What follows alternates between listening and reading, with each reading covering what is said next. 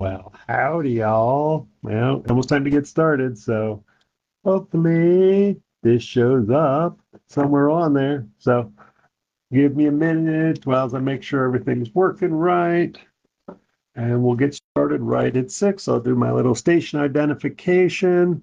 Hopefully this is charging because I'm almost out of juice. We got just a few minutes plugged in. Yay. All right. So let us know who you are, where you're from, and yay, there we got people. Yay, let us know who you are, where you're from. Feel free to type any questions into the chat. Uh-oh, why does it say something went wrong? Ah, there's the chat. All right. Of course, the internet demons are having fun as usual. So hopefully you all can hear me. Somebody give me a thumbs up when you get in here. And we'll get started here in just a minute. And oops, okay, that hasn't changed. Oh, I got one more question.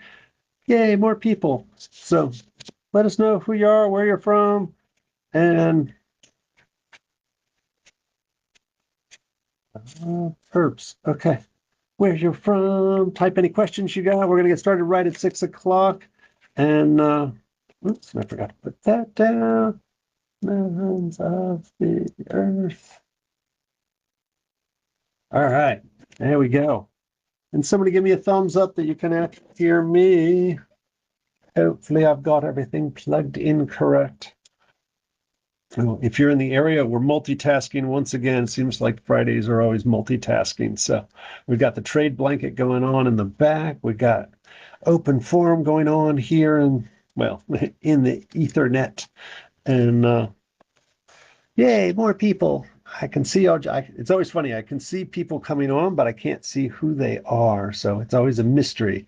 So somebody give me a thumbs up that you can hear me all right. I bet you my volume is not turned up. I did not check that. Oh, no, it's okay. All right. And let us know who you are, where you're from. If you got any questions, feel free to type them in. I've only got a couple questions, so we'll see how it goes, but I know everybody shows up with cool questions right towards the end, so don't wait, do it now. All right, I'm going to call that 6 o'clock. If you don't know, whoops, I'm cutting my own head off. There we go. If you don't know, oh, there we go. Aniki. Aniki, sorry. Helps if I can actually read. Thank you. I appreciate it. And wow. All right, you get the prize for furthest away for now.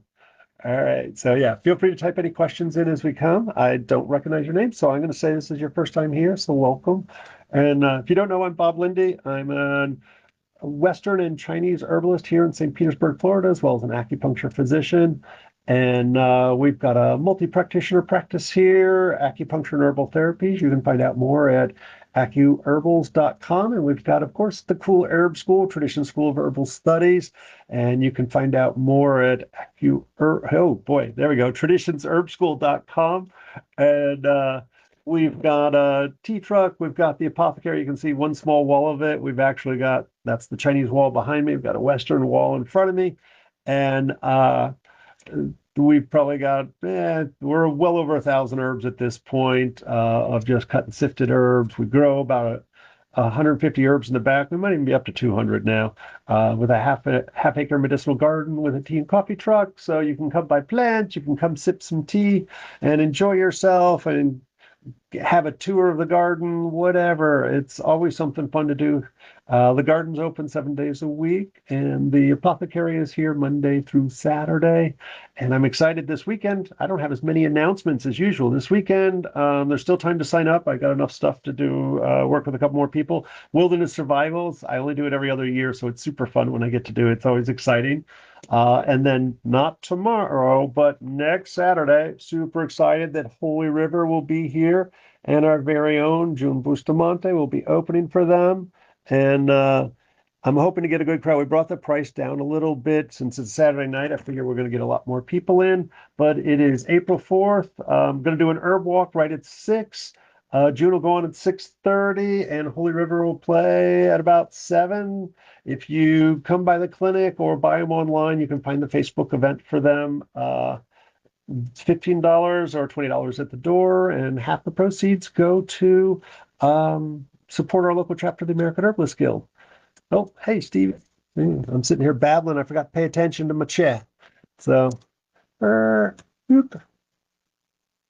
supplements for allergies. All right. Oh, you're gonna make me think on that. Um, Allergies. All right, cool.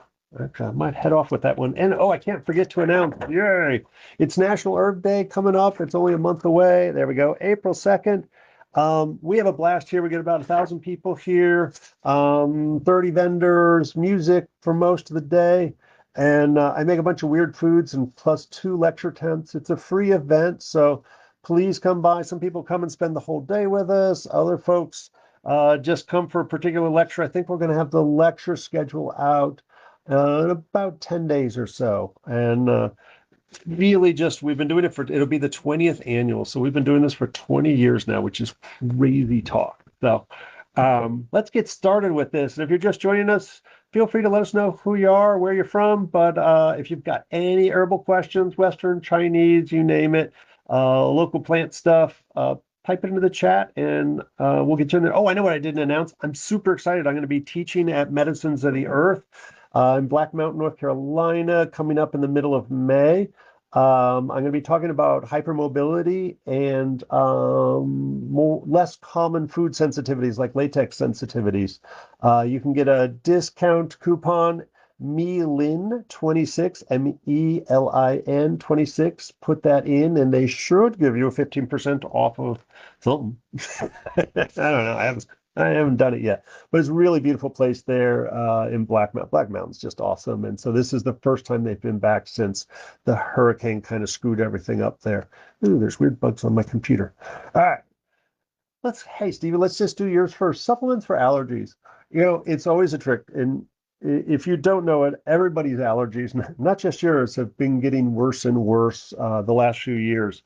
There's a good argument that as the area's temperatures rise, I think we're supposed to be like 1.5 degrees, and we see more droughts. And I would say not even necessarily the higher temperatures, the temperatures coming sooner. Like it's rare that it would be as hot as it is from now on, right on into the summer. Usually we're still cold this time of year. And what that does is it stresses the trees. So the trees will go into bloom and try to reproduce, i.e. pollen, with a little bit more gusto, trying to maintain their species. So what it does is it's putting out more pollen, sooner time, longer period of time, aggravating everybody's allergies. And I'm assuming you're talking about seasonal allergies. From a herbal standpoint, I do like some of our Western herbs. I'm a huge fan of stinging nettles. It's probably my go-to, followed by, and it's funny, there's an argument for putting a little bit of burdock root in there as well, or even burdock leaf if you have access to it. It doesn't grow here where we are in Florida, but certainly if you're Gainesville North, there's no shortage of burdock leaf that you can use. But goldenrod's one that a lot of people forget. I like peach leaf. I like a little bit of mint. And I know everybody's a big fan of mullein, but I usually don't do that. And depending on how it shows up, and I think this is always important, like for me, my allergies are drippy faucet and sneezy. A lot of people have just like horrible stuffed up. They can't get anything out, becomes painful, can get infected, where I never get anything other than clear. So if people have it really stuffed up, adding some marshmallow to the mix is a really good way to start to break it up before it gets to infection. If you need to, you can even add a little echinacea into the mix. I don't use that as much, but it works. And also ground ivy can be a nice additive. So any and all of those, but stinging nettles and goldenrod's probably my foundation to that stuff. From a supplement perspective, vitamin C is literally my go-to for immune related stuff. I grew up in the era of Linus Pauling and megadosing of vitamin C, and I don't think that's actually necessary. Obviously, if we're doing vitamin C, you can get to bowel tolerance, you'll get loose stools and bloating, things like that. So I usually start, if I've got the severe allergies, doing 500 milligrams of vitamin C and taking that every 4 hours and titrating up. So if you're like, oh, I haven't got any loose stool, my belly feels fine, not quite hitting the spot with the allergies yet, go up to 1,000 milligrams every 4 hours. Usually, I won't go past 1,500 milligrams every 4 hours. Having the bioflavonoids in there is really helpful. There's one specific one that is great for allergies, and I'll type it into the chat. Don't promise to spell it right. Histidine. Yeah, it's close enough. Histidine is a bioflavonoid that's particularly helpful for that. Um, there's a number. I'll make sure nobody else snuck in any questions on me there. Um, Bromelain is fine, but it's more effective for that sticky phlegm. It can be used. It helps to break that up a little bit. Butterbur, I've not used, and there's a concern with Butterbur that it's got PAs, so you need to get a low or no PA Butterbur. That's usually one I think of for migraines, is the Butterbur. It's used for nose stuff as well. Um, you can add things like horseradish to it. I've seen one supplement had wasabi in there. The one, and I have not played with this a lot, is the DAO, and I apologize, I don't remember what it stands for, but that's looking at kind of those precursors. So when we think about stinging nettles, that's going after the histamines, right? It's our herbal antihistamine, or more normalizing. When we look at burdock, we're going to the mast cells, and the DAOs kind of somewhere in the middle. There are a number of Chinese formulas. The one I like that we got it in finally. Um, there is the modern formula that we get from Golden Flower is let's see if I can spell it right. Xanthan nasal by Golden Flower is good if you have that yellow or green or really sticky, can't get it out. So that's for a lot of heat and phlegm in the nose from allergies. The one I usually end up with is the xanthan and magnolia,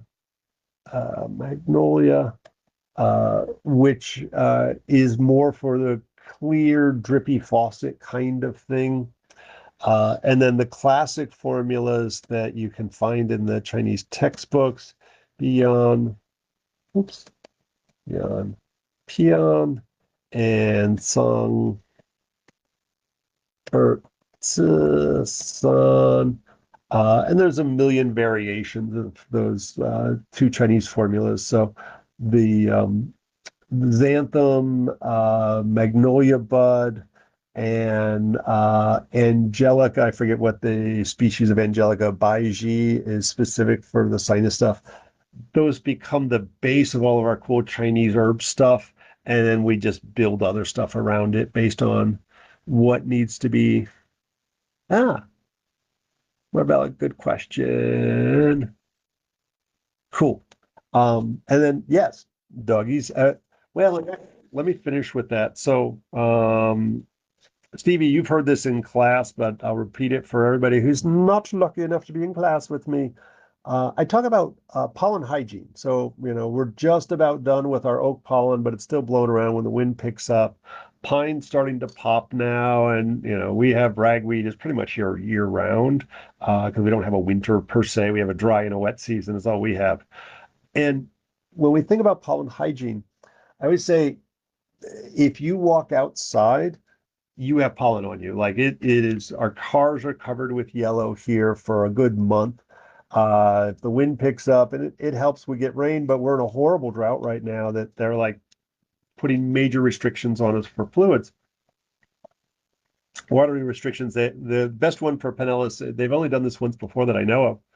And they were like, restaurants are not allowed to automatically serve water to their customers. If you ask for it, it's fine. But the way you're used to going to a restaurant, the first thing they do is put down your ice water. Like that's how strict our water restrictions are right now. Um, so what I always say is like, if you've been outside, you're going to work, whatever. Drop your clothes, kick off your shoes at the front door, and have something that's only been inside that you. Hey, Jenny. Oop, oops. Um, and so, yeah, earaches. I fucking in a later in the. Oh, yeah, those oaks. Oaks will kick your butt. Um, so, and I'll touch on a little bit of that as well.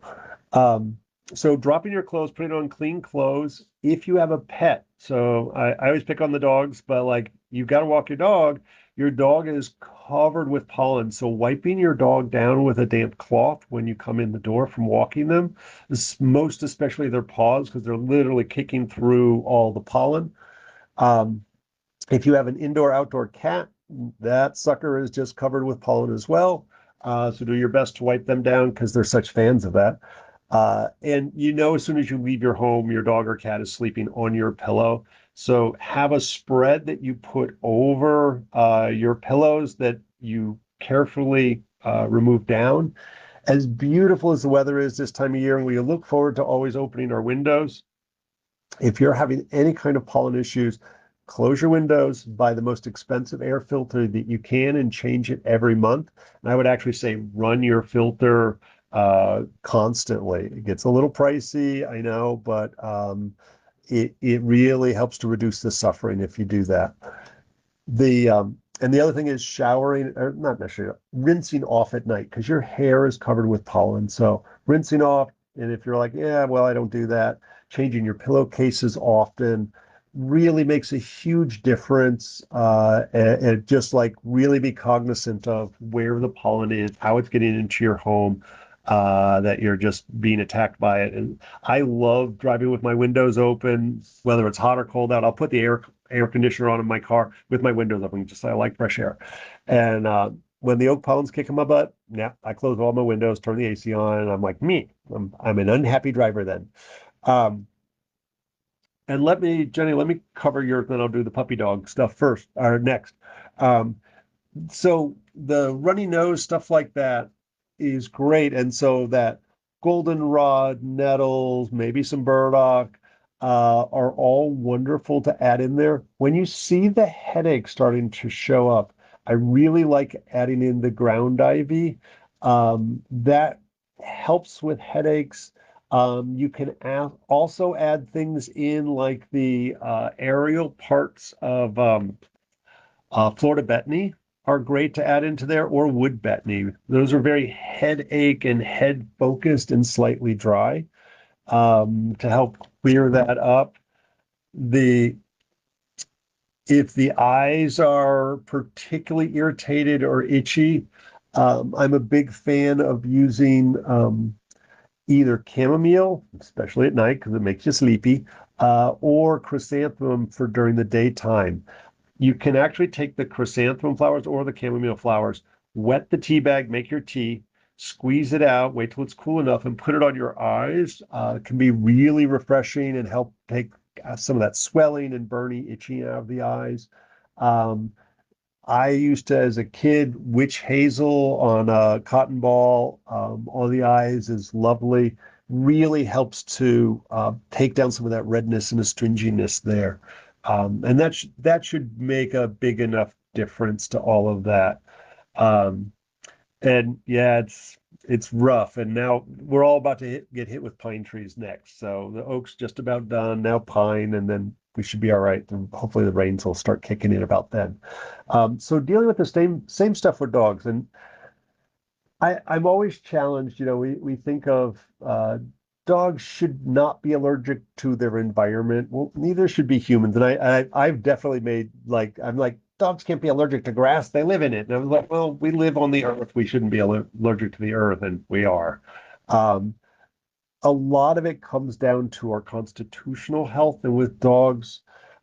Certainly, the run to the litter struggles oftentimes, but more often than not, when I see the dogs suffering with the chronic allergies where they're like gnawing at their tail and their belly and gnawing their paws, yes, they are having an allergic reaction to life.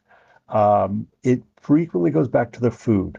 Um, the Even the veterinary recommended foods are usually crap. The stuff you buy in the stores are from some are decent. I would say you get what you pay for. You don't have to go an arm and a leg, and you like ideally people make food for their dogs themselves. But what I find is there's too many grains in the dog food. Like when the first ingredient is corn or wheat, it's just wrong. Um, as a general rule, the chicken is not a dog's friend. It's like I don't even know what it is. If you were probably cooking the chicken, you'd probably be fine. But oops, I got that one. Wait, I missed one. There we go. Ah, and by middle of April, the pine might be kicking your butt, but they'll be almost done. The rain will just be getting ready to start in June. Um, but the starting with finding a food, and I usually look for something that is specifically white fish, and white fish varies. I hate to say it, like you got to know your fishies. Pollock, cod, whiting are the classic white fish that they put into dog foods. The idea that food energetics, and this comes up every once in a while when we do this, the idea that watermelon's cooling and ginger's warming is what we're talking about when we say food energetics. And it's like, it's not that ginger's cayenne pepper hot, it's literally just warms your belly.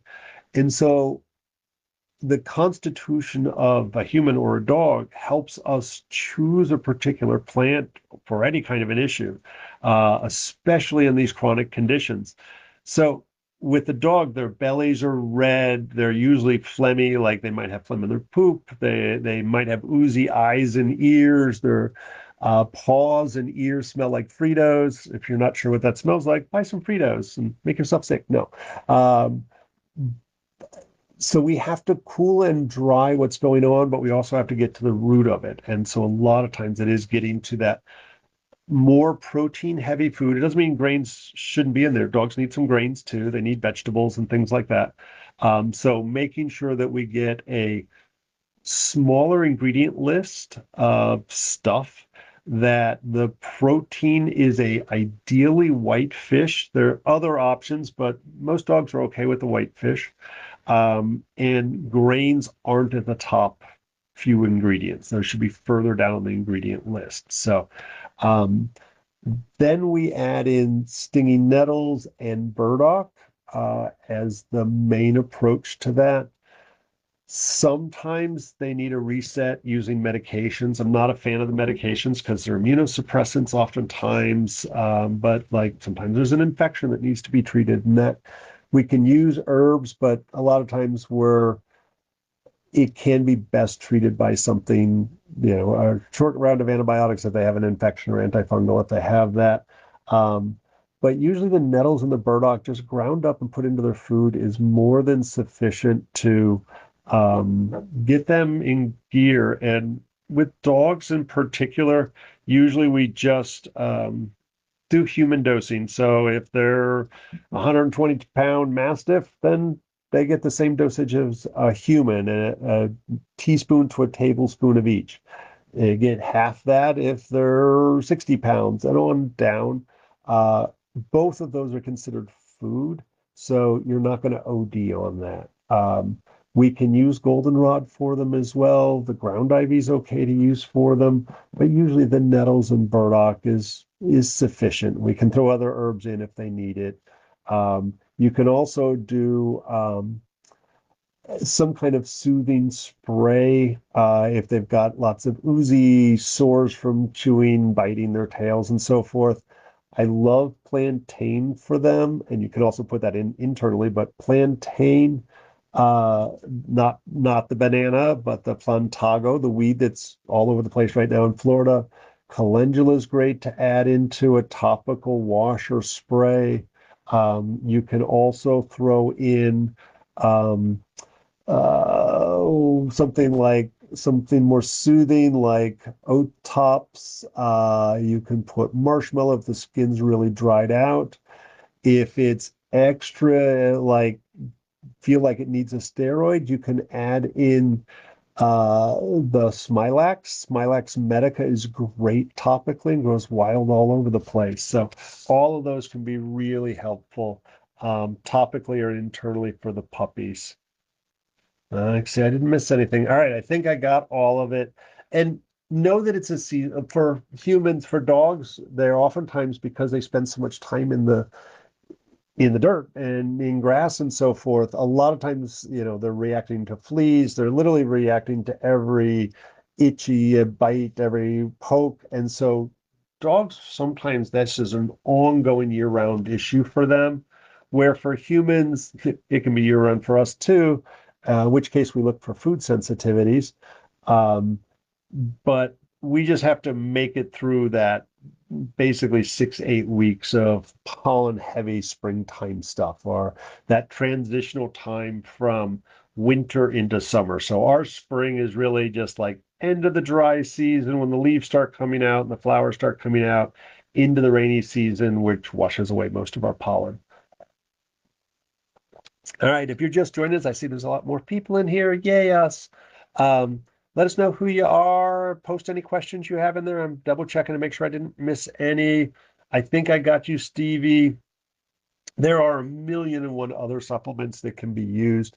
But oh, I know there's one other one that I use sometimes. You can certainly use it once you're in allergy season, but I find it oftentimes is effective leading up to it, and that's MSM, the methyl sulfa something or another. I forget what it stands for. Oops. M. It used to be really popular. It just, so many things go by the wayside as the next super magical substance comes on. Hair loss. Oh yeah, that's a good one. I don't think we've talked about that one before. Um, always go back to the things that have been around and working for the last 20 or 30 years. And so MSM, I usually will do, if I'm dealing with acute allergies, doing bottle dosage 3 times a day, and know that you can go up from that. I think max dosage is like 3,000 milligrams um, uh, uh, per day. Excuse me, per dose 3 times a day. So like 9,000 milligrams of sulfur, you'll just pee it out if you take too much, kind of like vitamin C. And also, of course, paying attention to your food sensitivities. Like this is the time of year when I don't enjoy corn chips, popcorn, and cheese because, of course, who doesn't want to eat those? But those things that already aggravate my sinuses and so forth, I work a little harder to stay away from those things this time of year.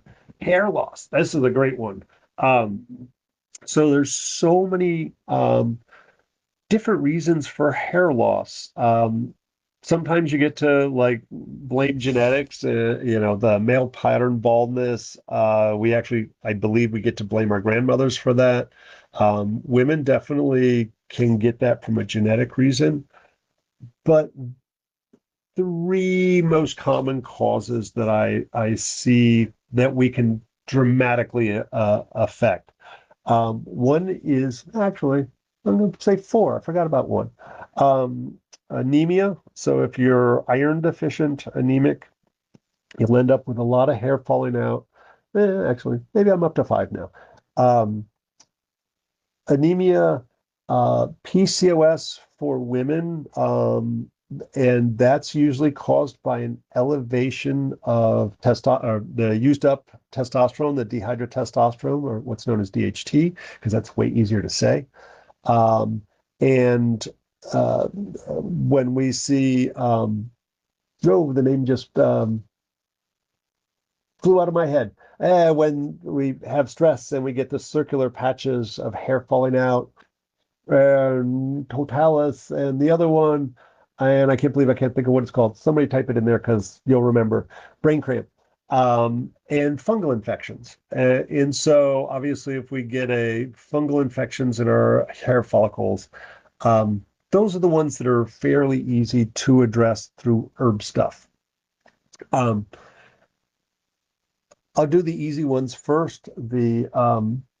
When somebody has polycystic ovarian syndrome, one of the common things that can lead into his testing is the elevated testosterone. So not everybody who has PCOS has this, but they'll have the heavier body frame. They'll have facial hair outside the norm for women.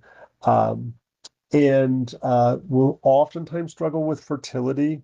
Usually they'll have, the most folks, although it's changing just in general in society, but back in the day, women would frequently have their children in their early 20s.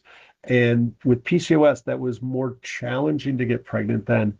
And so we found the body kind of figured out how to deal with it.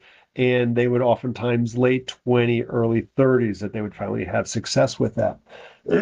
And what it is if they have the elevated testosterone, the woman's body isn't as good at processing the dehydrotestosterone, the used up testosterone, and that causes some overall inflammation in the body. But one of the things we see is the hair thinning, which is a common symptom of that. And it always sounds funny, but there's two ways to address it. One is just saw palmetto by itself, but any of the prostate formulas for men with saw palmetto. I'd say the saw palmetto should probably be about half the formula. There's any number of other herbs like stinging nettle root and sage, and the list is endless. But I would say the top of the list should be saw palmetto. And that usually works great when there's the elevated testosterone. A side note on that for uh, folks transitioning transgender female to male who are taking supplemental testosterone to get the male characteristics. It's great. They're like, I feel great. And, they present as male and they've got a beard and facial hair. They all go bald and they hate it. They can also take the same prostate formula and maintain their head hair whilst they're taking testosterone. So that can be really, really helpful. I would say that's one of the most common things I see in student clinic or daytime clinic when the transgender folks come in. It's like, yeah, they got plenty of stuff to deal with, but like that one is like, I don't like the fact that I'm losing my hair. Um, the the other ones that are fungal infections, we can use any of our antifungals just topically as a hair wash, works really good. Aromatics, what's the one I really like? Creosote, chaparral topically as a wash. It smells like hell. It's a little stingy, burny. Works really well as an antifungal. But you can use your favorite, more gentle, is something like Pau d'Arco, to put that on as a rinse after you shower. And I mean, I hate to say it, for antifungal, something like a Head and Shoulders dandruff kind of shampoo is oftentimes really effective and not terribly creepy. It can be used in conjunction with any of your herbal washes. And then trying to figure out, why are you getting a fungal infection? Because, like, is it a weakened immune system? Is it an elevated blood sugar? Um, any number of different reasons why that can happen. Anemia is really important to understand why somebody's getting anemia. Anybody going through chemo or radiation, it's very common for A, all your hair to fall out.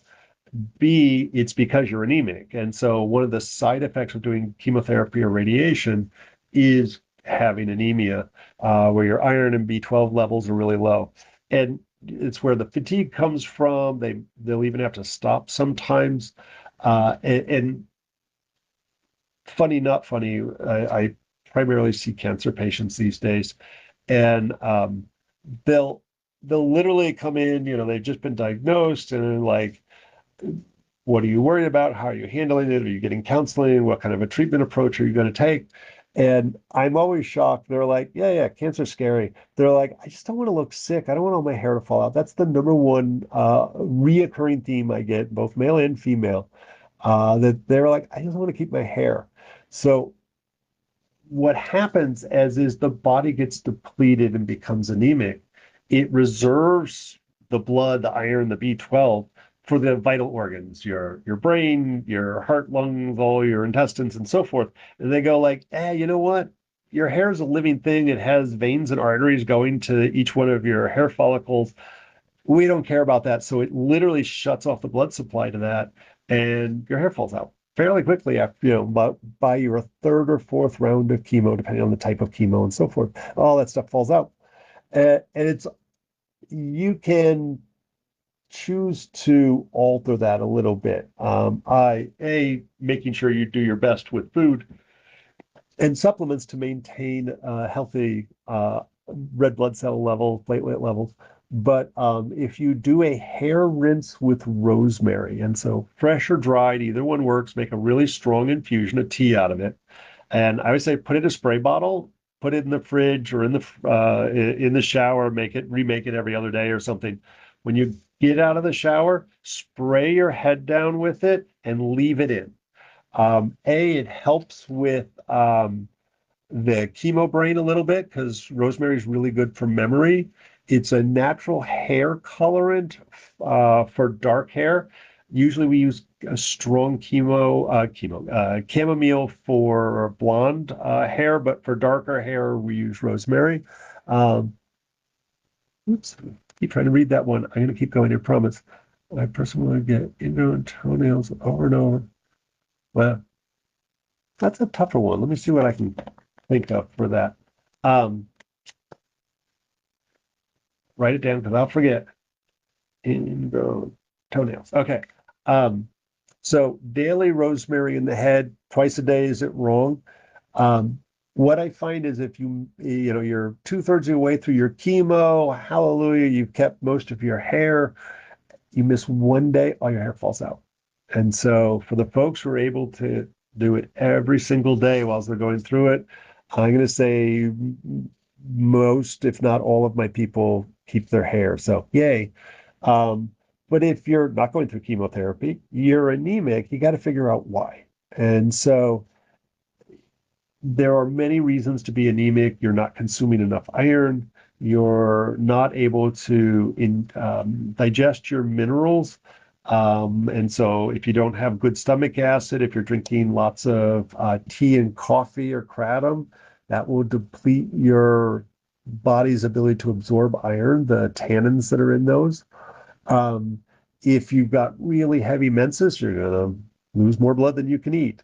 Vegans, it's more, hey, Lisa, if you're vegan, you can maintain normal, healthy iron levels, but you got to work at it. If you're eating meat and you're anemic, you should be like, why am I not breaking down my proteins and getting the iron out of meat? And one of the things I was low stomach acid frequently figures either you're not eating it or you're doing something to reduce the effectiveness of your iron absorption. So low stomach acid from long-term stress, low stomach acid from taking acid reflux medications, everything from Tums to proton pump inhibitors or H2 blockers, or lots of tannins. Those all block your ability to absorb the iron from your food. And if you're losing blood, then that's an obvious one. Presumably, you would know if there's blood coming out of an orifice somewhere. Um, but if you're not, like, it's a good reason to go to the doctor. Like, why am I anemic? I'm eating an entire cow every day. My digestion seems fine. Why don't I have enough iron in my body? And so I think it's really important that they get to the root of all of that. It can be sometimes people have fibroids that seem to somehow screw up iron stores and cause anemia. I mean, I hate to say it, can be something really scary, like an actual malignancy tumor that's like a little vampire drinking your blood. So there's always a reason why somebody has anemia, and causing that hair loss. Like, nope, we want to get to the not just make sure you have enough hair. We want to know why you're losing that hair. So really investigating that, taking iron-rich foods. Blackstrap molasses is one of those things that are high in iron that I always forget to mention.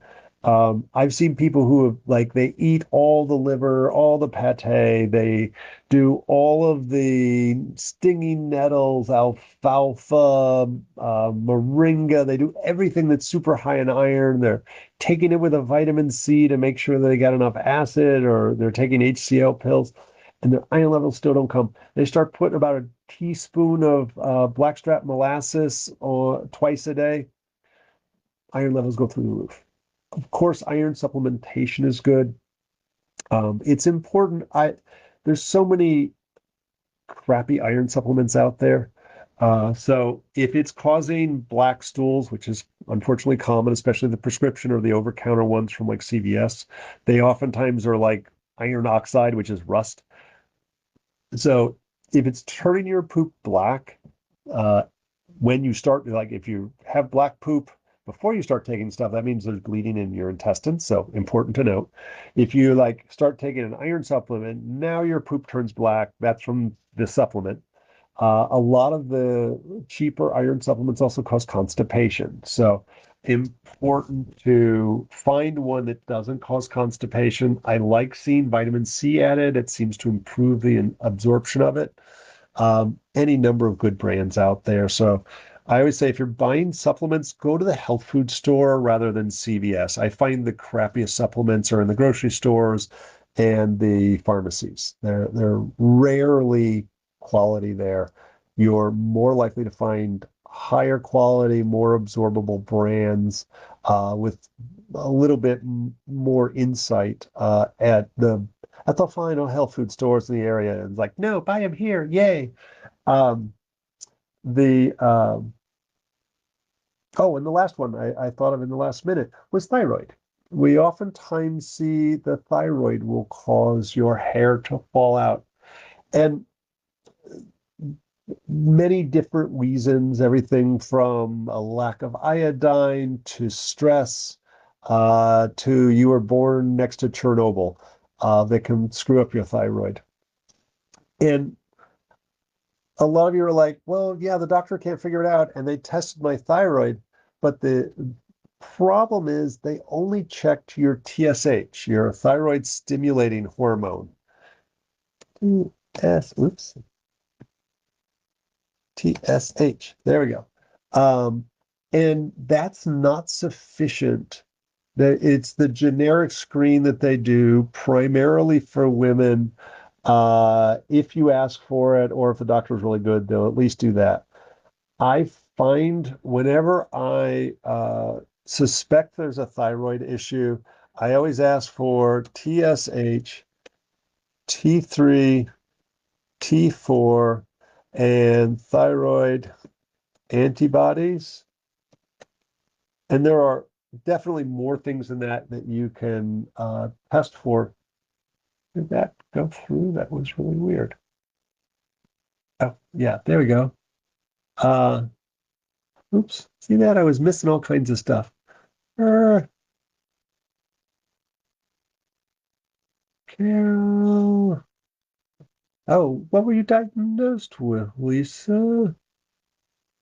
So when you test all of those, I find the thyroid antibody shows up when you have, like, I'm really fatigued, you have unexplained weight gain or weight loss, hair thinning, hair falling out, um, weird inflammatory markers are starting to pop, then it's like, uh, to me, and my favorite one is a missing outer third of your eyebrow. So, like, I have enough eyebrow for everybody, right? So, your eyebrow should be fairly even all the way around. And so, I find so often, and it's more common men get thyroid dysfunction as well as women. Um, but all of a sudden, like, all the way up to about all of this stuff is literally missing or dramatically thin. And of course, people plucker, they shave off their eyebrows and get permanent tattoo. So you always have to ask. But if they're like, nope, I got eyebrow right here, but nowhere else, no eyebrow here, you should pursue thyroid testing for that and find out what type it is. It is frequently related to, like, if you eat a vaguely normal diet, then it's probably not an iodine deficiency. It can be. But usually I don't go right to iodine supplementation because too much iodine can be an issue as well. I usually look for food sensitivities. That is one of the more common reasons for that to happen. Um, and so doing a little evaluation of the food, looking for those common food sensitivities. And food sensitivities are different from allergies. An allergy, like you go to the doctor, they do the prick test on your back, or they can do a blood test. That's an allergy, and it's a particular part of your immune system. A food sensitivity usually comes from something in your gut, and it has a different aspect. One's IgE, one's IgA. And so the response of the body is very different. And I was just reading something about it. It's a type of histamine, but it's like we talk about there's H1, H2, and the one we don't talk about is H3, I believe, that then causes an inflammatory response in the joints of the body, and I find also affects things like the thyroid, and I believe it's an H3 uh, screw up of the body. So a different histamine marker, which is that inflammatory response. I always pick on one of our herbalists here at the clinic, specializes, I would say, in hormones in general, but specifically on the thyroid. And she got there, she was a medical professional, but her own thyroid dysfunction that she basically had to get diagnosed on her own by making demands uh, caused her, life to collapse kind of thing, all due to stress. But even when she fixed the stress, there was still a problem. So she figured out she had a nightshade sensitivity. And to this day, like, she tries really hard to stay away from those nightshades, but they're so yummy. And they come with all the Indian food. Anemia. Okay. Um, and it's so funny because none of us are perfect. And what happens is she'll get some yummy Indian food or something, and the she'll get this red streak right across her thyroid, and it's her tell, like, we're like, you've been eating yummy things. So she can get away with it a little bit. We whatever is our favorite food is probably the thing causing a lot of the dysfunction or the chronic inflammations in our body and the food sensitivity. So kind of sucks, but that is the reality of it all. Um, the anemia, the number one thing I tell people to look for with anemia is looking for low stomach acid. So either you're taking things that block your absorption. We talked about the tannins, the tea, coffee. I didn't mention wine and kratom are the things that most commonly interfere with iron absorption. So, like, if you're eating lots of iron, alkalizing water, like the alkaline water that they're advertising, like 10.5 is horrifying. You're supposed to have acid in your stomach. It's supposed to be a hydrochloric acid at about a 1 to at worst a 2. And so to put alkaline water in there will literally stop your ability to absorb stuff and cause a whole host of other problems. So there isn't a real test for low stomach acid. The easiest way to find out is if you find apple cider vinegar feels good to your digestion, that's almost like a guarantee then that you have low stomach acid because it's about a 2, maybe a 3 pH. But go buy a cheap bottle of hydrochloric acid pills. Don't open them because they're acid. And take those with a protein heavy meal. If you get no symptoms, it's low stomach acid. If you go, oh my God, that guy Bob's an idiot and he's causing me to have acid reflux, take a little baking soda, you'll be fine. So if you get burning taking hydrochloric acid, your stomach acid is fine. If you get no symptoms, that means you desperately need more hydrochloric acid. Usually with the HCl pills, hydrochloric acid pills, you take them for 6 months to a year. Try to fix the reason why you were getting those symptoms, why you ended up with that. Long-term stress is the most common. And usually after 6 months to a year, you don't need it anymore. You save it for holiday meals or your vacation or something like that. If you just joined us, let us know who you are, where you're from, and type any questions you might have. I think I haven't gotten to the toes yet. And, ooh, gum disease. Um, that's a tough one.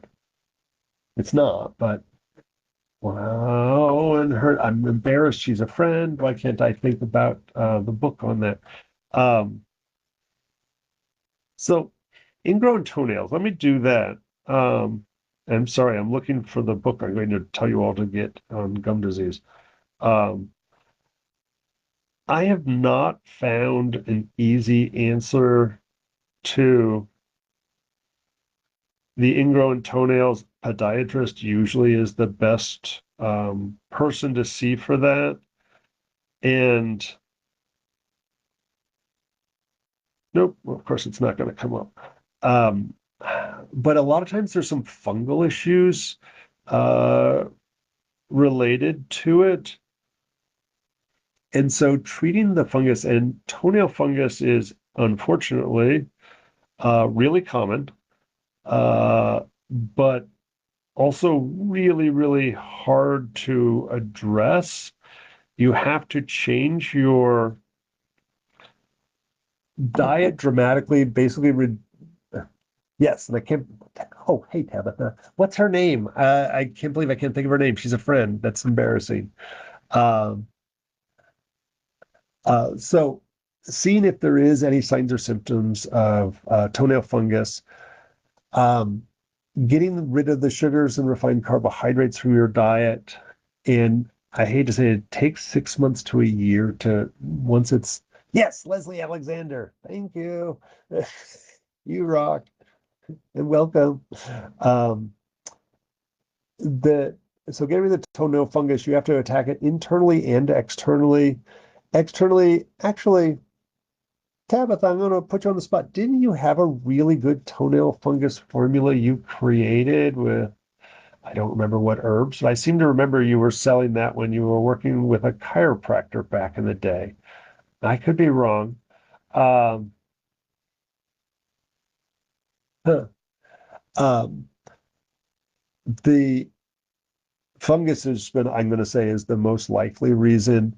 It sounds stupid, but sometimes shoes that are too tight, American shoes are really uncomfortable, have tight toe boxes. And so getting a European shoe with a wider toe box can be helpful. Because, yeah, once they clip it back or pull it out by the root, it usually grows back right. Um, yeah, I thought vaguely remembered there. You're like, no, you were getting fantastic results as well for a while. Um, there's any number of topicals, but really without changing the diet, they're all BS. And you have to be super, super consistent. Doing soaks where you boil up some herbs and soak your toe or your foot in it can be helpful with a toenail fungus. Sunlight is a huge plus. Salt water is a huge plus. And like I always say, go to the beach and walk in the water. Or just take a bunch of salt and throw it in a bucket of water and soak your feet can be really good. Oh, go ahead, put it out there. What's your website? I haven't seen it. And I'm going to pick on you, Tabitha. How long are you? You've got to be almost done with acupuncture school. I've lost track. I didn't know you had a website. No, I guess you still got a little ways to go. What year are you in? Tabitha's cranking out all the good stuff here. Um, yeah, I wish I had more to say on ingrown toenails, other than I'm happy to say I've never had one. And when I look at everybody else, nice. Um, that looks so horribly painful, the treatments and everything else. Oh my God, are you serious? That's amazing. Congrats. I know that will be a happy release. And then you only have to do your or your acupuncture boards. I'm sure you'll do fine on your herb boards. What was the other one? Oh, gum disease. So it's funny. I Leslie Alexander, she is the book on gum disease. And it's really funny. We had her down here in St. Pete a number of years ago to teach. And I got to know her a little bit better. She super nice lady, super intelligent, very good clinician, and she jokes. Yeah, she's serious, not serious. Um, that she wished she never wrote the book on dental, and it is, as far as I know, the only book on dental herbalism. She was like, now people think it's the only thing I do, and so as an herbalist, she treats everything under the sun, uses an energetic as well as a medical diagnostic system, wonderful teacher. And but everybody wants her to just talk about dental herbalism. She's like, oh my God. It's like, no, just somebody wanted to write the book. And so I feel her pain. I think that may have been part of the reason why I haven't jumped off and started writing more books. But know that she's a good herbalist with good recommendations. Um, Sometimes it is beyond, like, of course, dental hygiene is important. Brush your teeth is important. Avoiding the acidifying, the sugars, the refined carbohydrates, apple cider vinegar, drinking it can actually dissolve it. Sodas, all of those things really damage it. Smoking, coffee have negative impacts on all of it. But there is other stuff, such as genetics. If you were a preemie, you're more likely to have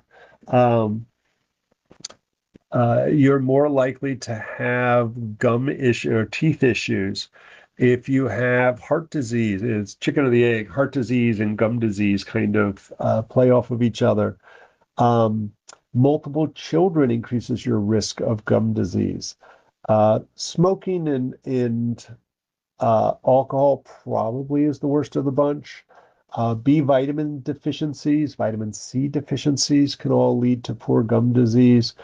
So scurvy, one of the symptoms of scurvy is bleeding gums and in the extreme, your teeth falling out. With alcoholism, the B1 deficiency, we see a lot of B1 and B2, I think both, can become critically deficient. We see a lot of teeth falling out. Um, Smoking ultimately reduces blood flow that allows for healthy roots in skin, and increases your risk of oral cancers. So looking at doing your best to stop the naughty things, um, looking at risk factors. And usually when we're talking about teeth, we just think about topical things. And certainly those are the most effective and important ones. But when we're looking at your preemie, you had multiple children, and literally we expect by your third child, just a normal person, you have frequently during your pregnancy have major tooth issues, like, oh, you're going to need a root canal or something like that. Um,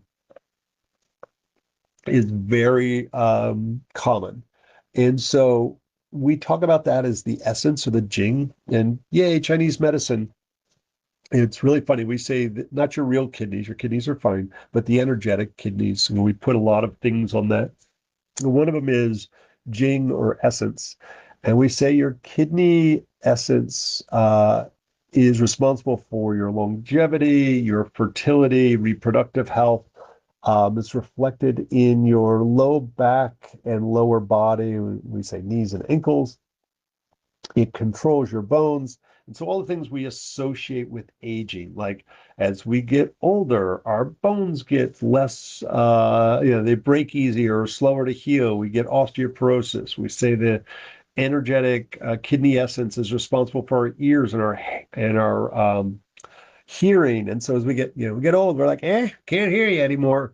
Oddly enough, we say it is responsible for our head hair. And what happens? It turns gray, right? And promise, the head hair turns gray before the body hair does, right? The chest hair, the underarms, genitals, those don't turn gray until later. The grays here frequently are showing up in your 30s, right?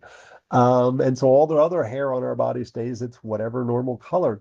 And so the gray here that we earned every one of those um, is a reflection of age or wisdom. Um, the it's always funny. Under 50, there was never any hairs on the ears. Now, oh no, there's like just got my hair cut yesterday. Yay me. If we end up with like now she's not just trimming the eyebrows, she's like shaving the ears a little bit. And it's always interesting. Auricular therapy, ear seeds and things like that. There's a whole diagnostic system of the ears where we say the whole body's reflected.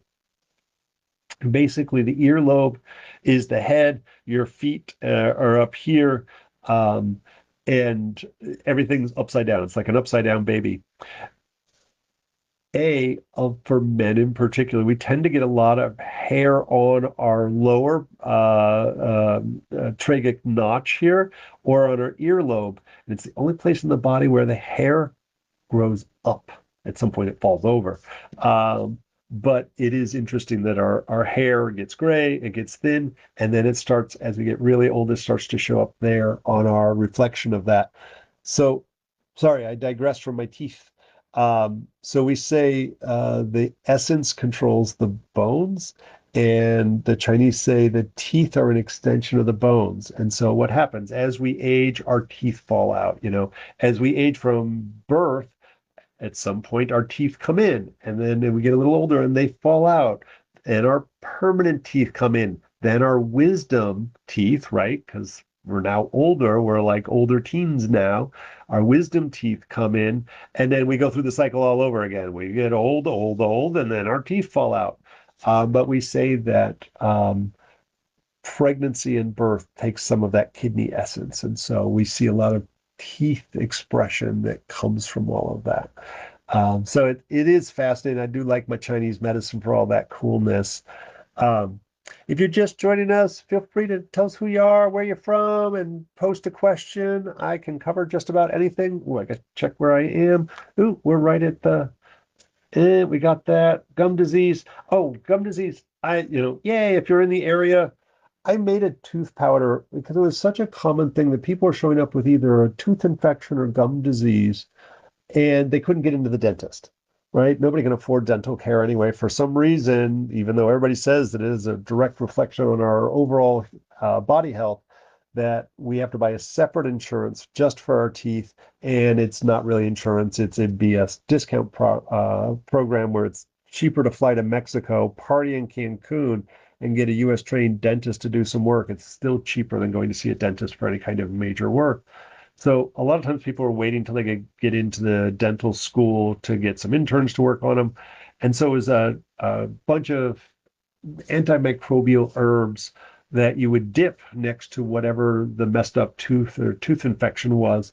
And the problem was it worked a little too well. Instead of just like keeping the infection at bay for a couple of days until they could get in, uh, they would use it for a week or two, and they're like, I feel good now, and they wouldn't go to the dentist. And so then 6 months later it would come back. I was like, no, don't do that.